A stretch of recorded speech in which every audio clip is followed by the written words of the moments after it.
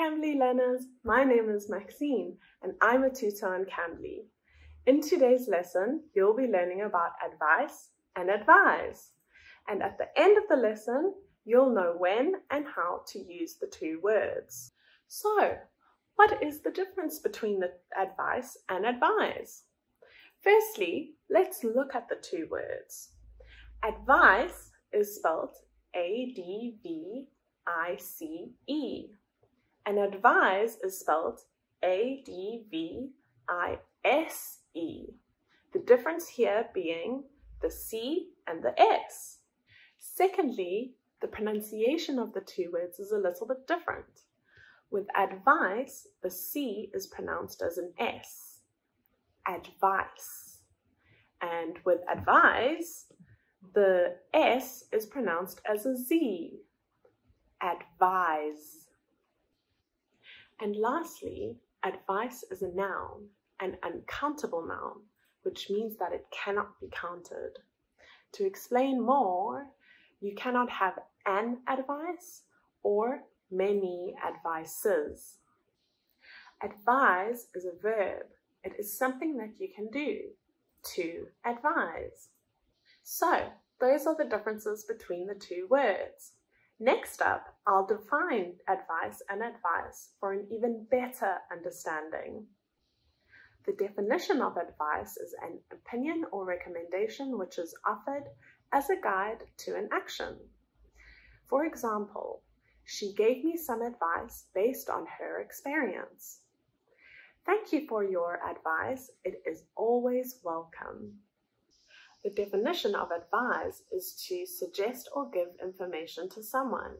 It is used to give someone advice. For example, I would advise you to bring a raincoat. Your supervisor can advise you on what action to take. Here are some helpful little extras when using advice or advise. As I mentioned earlier, advice is an uncountable noun. So, for us to pluralize it, we can use the following phrases.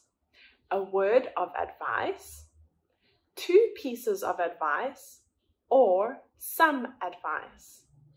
Here are some examples. Let me give you a word of advice. Stay away from the smoked salmon. He gave me two pieces of sound advice. Over here, sound advice means good advice. I would like to offer you some advice. When using advise in an email asking for advice, you would usually use the word advise at the end of the email. You would use advise if there was a problem or when you're asking a question, and you would end off the email with please advise.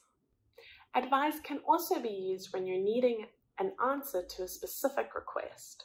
For example, please advise on the current weather situation in Prague. All right, so in this video, we have covered the differences between advice and advise, the definitions of the two words with examples, and some helpful ways to use the two words in sentences and or in an email.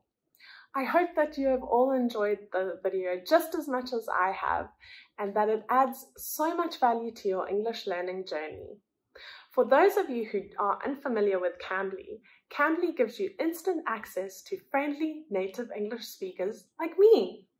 You can take English lessons anytime, anywhere, from your phone or from your computer.